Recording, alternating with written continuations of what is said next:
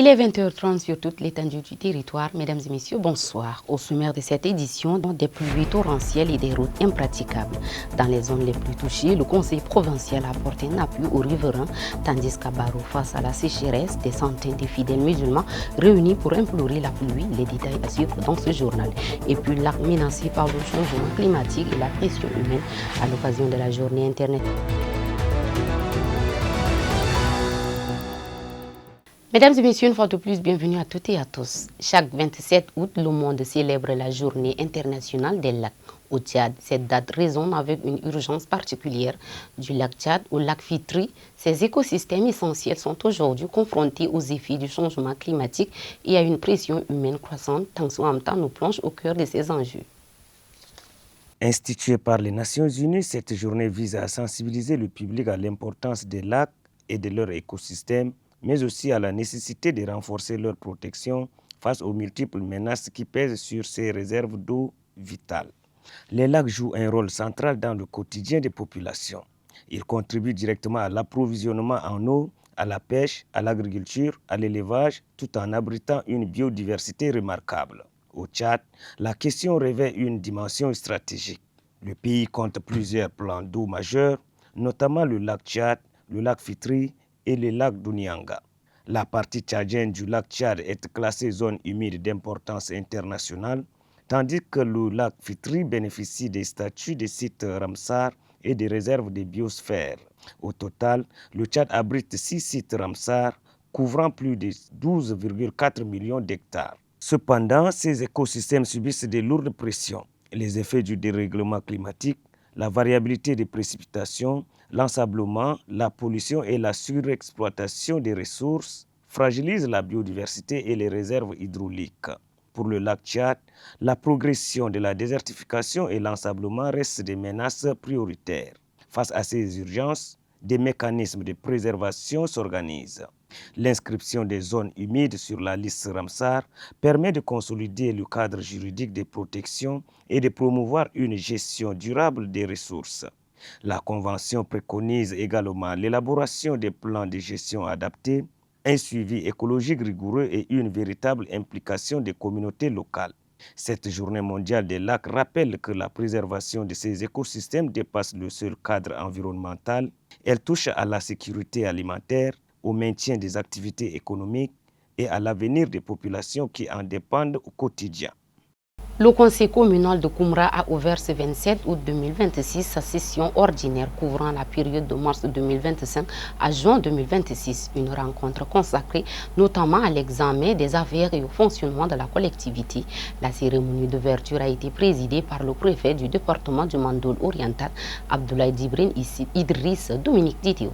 Cette session ordinaire dont les travaux réunissent les conseillers provinciaux autour des principales questions liées à la gestion de la commune et à l'amélioration des conditions de vie des populations constitue un cadre important pour examiner les activités menées par la commune au cours de la période concernée, faire le bilan de la gestion communale et échanger sur les perspectives de développement de la ville de Koumra. C'est le préfet du département de Mandoul oriental, Abdoulaye Djibrine Idriss, qui a ouvert les travaux. Le maire de la commune de Koumra, Guerndita Naogban, dans son intervention a déclaré que depuis la prise des fonctions en mars 2025, avec un héritage administratif très défectueux, les activités ont été perturbées. Pour lui, le nouvel exécutif a pu, malgré les moyens, faire quelques activités au bénéfice de la population, conformément au cahier de charges de la commune. Ouvrant les travaux, le préfet du département de Mandoul oriental, Abdoulaye Djibrine Idriss, affirme que la commune fait face à plusieurs défis avant de prodiguer des conseils utiles pour relever les défis de la mise en place effective des collectivités territoriales autonomes. À tous,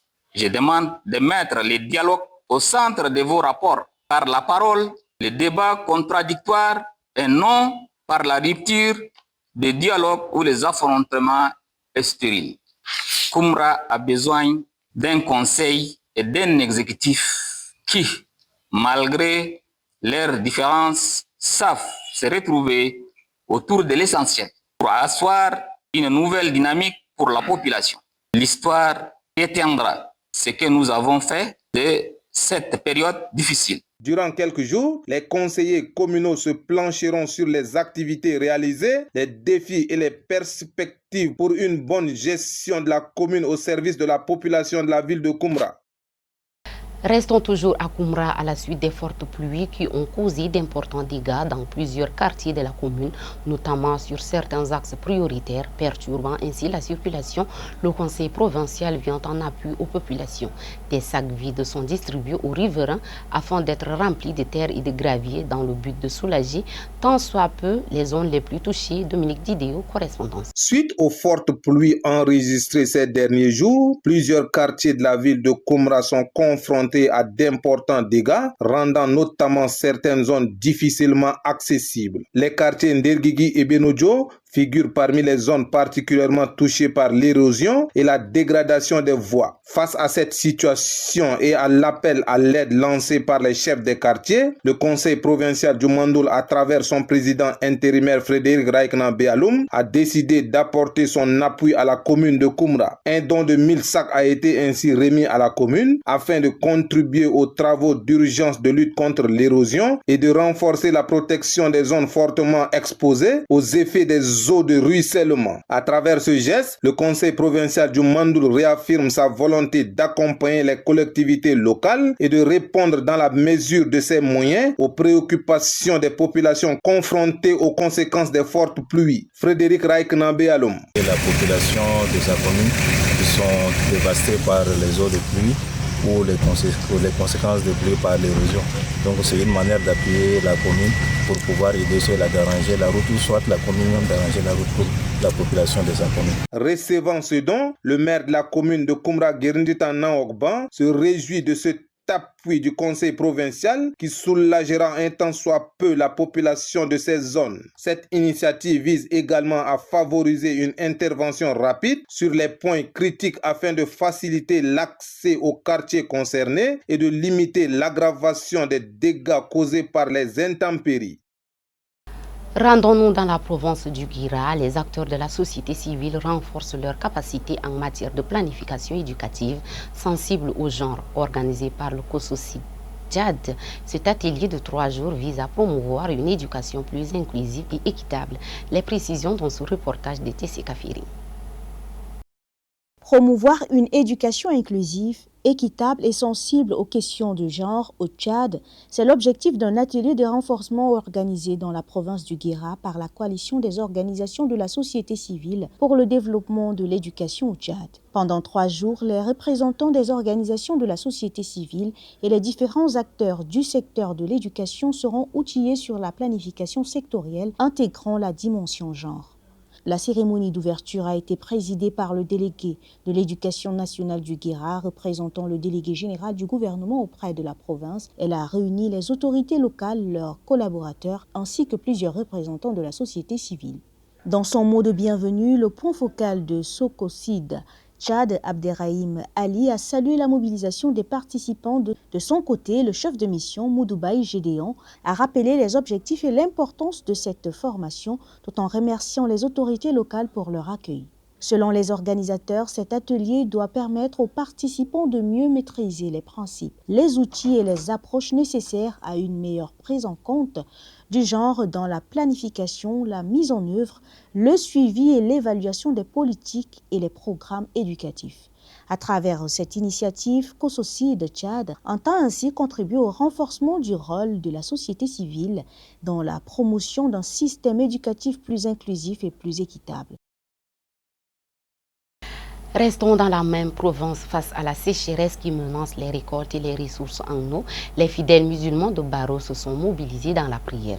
Ce jeudi 27 août 2026, ils ont accompli la prière de l'Istika, une invocation collective pour implorer la miséricorde divine et le retour de la pluie. Reportage Jessica Firi.